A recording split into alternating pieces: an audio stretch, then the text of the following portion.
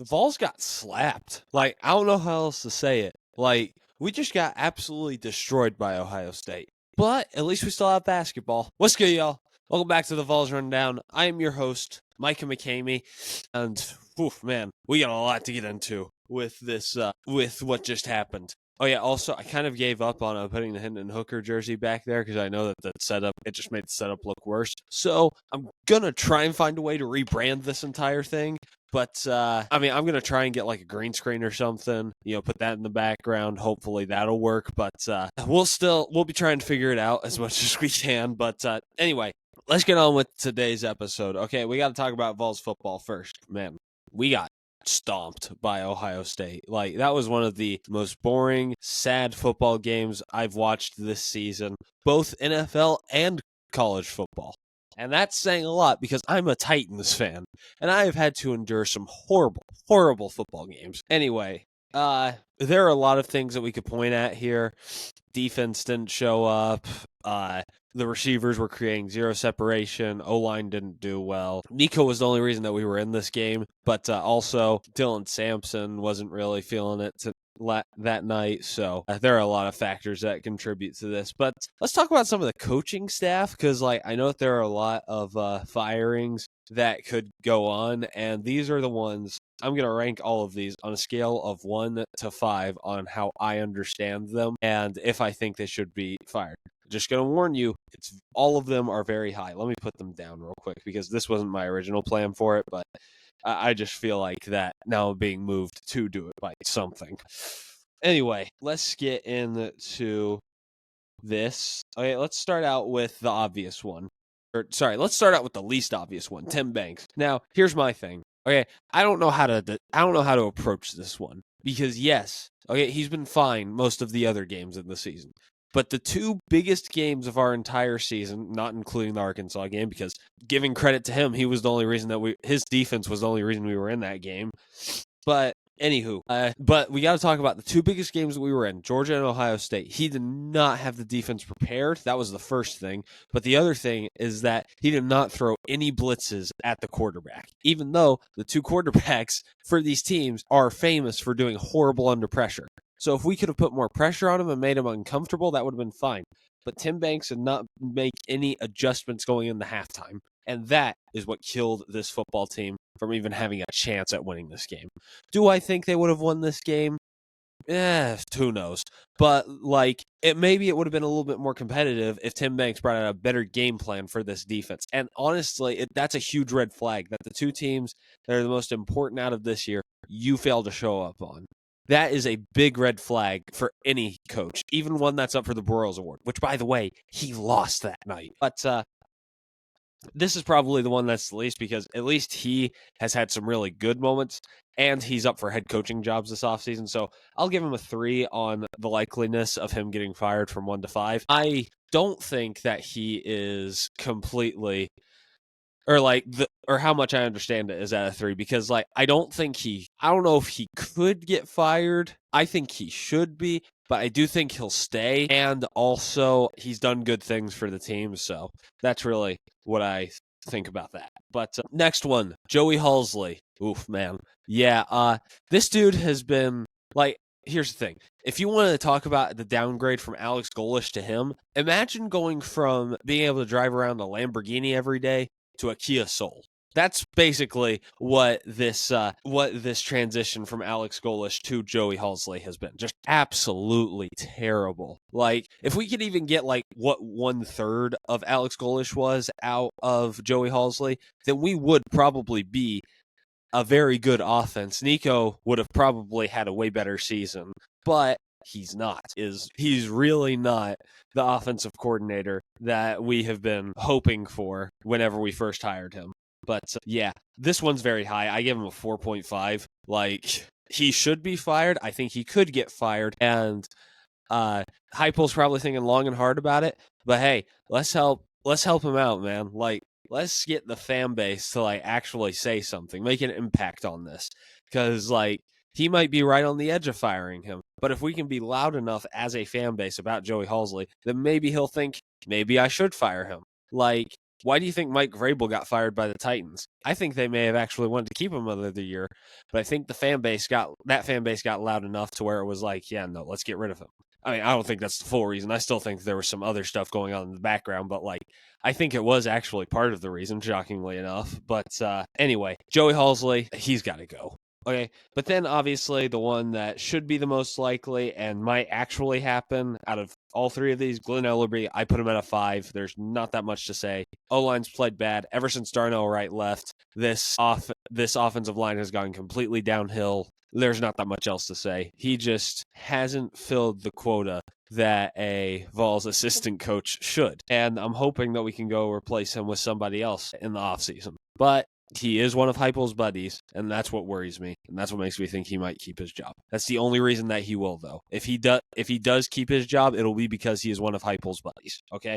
But, yeah, those are the coaches that I think could get fired, and I think, honestly, I think that 2 out of these 3 at the very least should get fired. I'm still on the fence about Tim Banks, but those other 2 should be gone by the end of this week. But, anyway, also, we got to talk about a couple of other things. We talked about some positions, but we got to talk about what we need in the portal.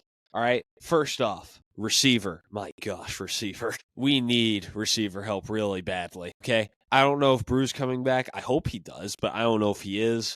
Dante Thornton's not coming back. And we lost Nimrod, Caleb Webb, and another dude to the portal. We've lost 4 receivers to the portal, and there's rumors that Squirrel White's going to be getting out of there. So we need to really zero in on this, okay? Because, like, unlike O-line, where, like, there are some people on that depth chart where I'm just like, hey, maybe they could become something, you know? Like, obviously, Lance Hurd now has a full year of starting under his belt. We're getting Wendell Moore out of the portal. I think it should be considered fact at this point that one Harvard transfer center, I'll bet you we get him out of the portal. At least that's what I think is most likely to happen. And then there are some other guys on the depth chart. Like, I know that this is pure bias from me, but I'm just telling you, man, Jesse Perry may actually end up being pretty solid. But we need to get O-line help from the portal as well. Okay. But going back to receiver, they're getting picked off by the second, but like I'm really hoping that we can go and get we need to offer all the money to Zachariah Branch. Like that's one of the biggest things here. Okay. And don't forget, as teams get eliminated from the playoffs, more and more people will enter the portal. So hopefully they have a couple of receivers that drop out and we're just like, hey, come with us. Receiver is probably the biggest need, then followed by O-line. And then I put linebacker on here. I am a believer that Edwin Spillman, whenever he comes back, will be very solid, but that's not going to carry this linebacker core, which is pretty weak. That's really all I got to say about that. Linebacker needs to be fixed. Okay, so overall, guys, I know that was a tough loss, really bad, but remember this, okay? The year before we won the national championship, we lost to Nebraska for 17 in a very ugly fashion. Now, I'm not saying that this team is going to be the 98 Vols next year. No, they're not. I'm sorry for anybody that's holding out hope for that. But I am saying that this doesn't mean our culture's ruined. We're going to go into next year playing horrible. We're going to go 8-4, 7-5, and Heupel's going to be on the hot seat after this year. Like, that's not going to happen. I promise you, that's not what's going to happen. Okay, we're going to go back. We're going to go 9-3, 10-2, maybe sneak into the playoffs potentially. And who knows what could happen. I'm just saying, y'all shouldn't lose hope just yet. I remember hearing stories about how in 97 from older people that they would always tell me oh yeah, we all thought that we had reached our peak. 10-2 is really our peak. We can't do it at the national championship level, and we're not going to win a national championship as long as Phil Fulmer's head coach. Remember that. I promise you that we can win a national championship. It's going to be hard, don't get me wrong, but we can. And we also open up with Syracuse, so destiny is calling. But again, I don't think this team is going to win a national championship, but I'm saying don't count it out. That's really it. Okay. Also, Kim Caldwell may very well win a national championship before Josh Heupel does. That's just my personal opinion. But anyway, moving on to Vols basketball. Yes. You are my sunshine, my only sunshine. Yeah, Vols basketball is very, very is very, very good right now. It's keeping me a lot happier than I probably should be. But okay, as of the time that I'm recording this tonight, we play MTSU. I am a little worried about it, quite honestly, just because of the fact that, like, it's in Christmas break. These guys just really want to get out of there and go get a win or something like that. But honestly, to me, MTSU, they're a pretty good basketball program this year. Like, I think they'll be pretty solid, but we should be able to handle them pretty easily. Well, first off, before we get into what we need to do to beat MTSU, last week we beat UCU 84 to 36. Not that much else to say. We just crushed them, and I felt like that I would be doing something wrong if I didn't go over that game. So there you go. Anyway, our key against MTSU. Don't let them catch you off guard, okay? Don't come into this game sluggish about, like, we're not really caring about these next couple of games. Let's just get to January, which we will talk about at some point. But, not just like, just get to the new year, then get to January and go play the actually good teams. No, don't do that. Go into this game with a killer mindset. Go kill this team. Make sure that you leave no doubt that you are number one in the nation. That's really all that there is to that. Like, just go crush them big time. Anywho, that was really all I had to say about that. But January, that is going to be a movie. Just listen to this schedule, okay?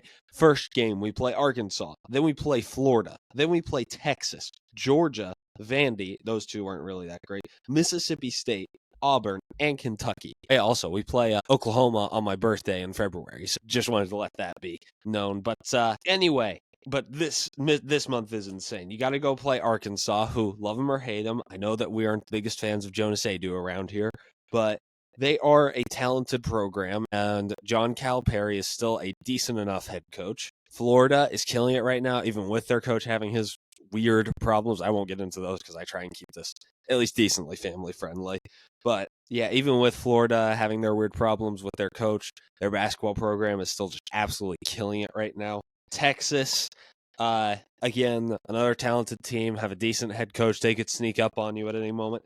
Like this, I would say this 3-game stretch right here is a little bit of breathing room in between this insane schedule. But Texas, we can beat them. Georgia, I'm not going to take them seriously until they beat an actual SEC team, like an actually good SEC team, and actually, no. Not until they beat an actually good SEC team. Until they consistently beat good SEC teams, I won't take them seriously. Because, remember, they beat Kentucky last year, I think, maybe. I may be remembering that completely wrong, but I think I remember hearing something about them beating Kentucky last year. It doesn't say much whenever you beat one team. Like, they've got to beat multiple for me to take them seriously. And then you got Vandy. This is probably the strongest out of this weak little bunch because they have a new head coach. They're rolling right now. That's really all I gotta say. I don't think there'll be any type of huge competition where it's just like, oh no, Vandy, they might kill us. But I'm not saying that they're gonna be horrible. They're not gonna fold over and die.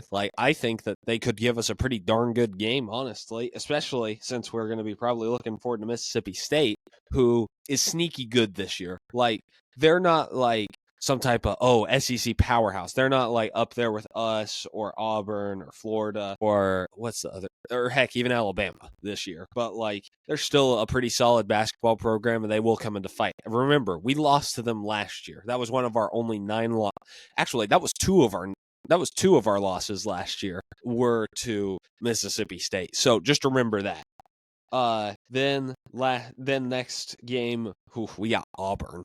Whenever I say that this is one of the most interesting games on the schedule, I mean this is one of the most interesting games on the schedule. Of course, you're going to play Bruce Pearl, former head coach for the Vols. Then Bruce Pearl has the best roster that he's ever had at Vanderbilt, may have ever had ever. I'm not even saying that ironically. That's the truth. Even with some of his pretty good Vols rosters, I don't think they stack up to this one. They're a good basketball team, man. They're really, really good. And I'm excited to watch this game, but I'm also worried about what the outcome could be. That's really all I got to say about that. And then Kentucky, obviously. Rivalry game.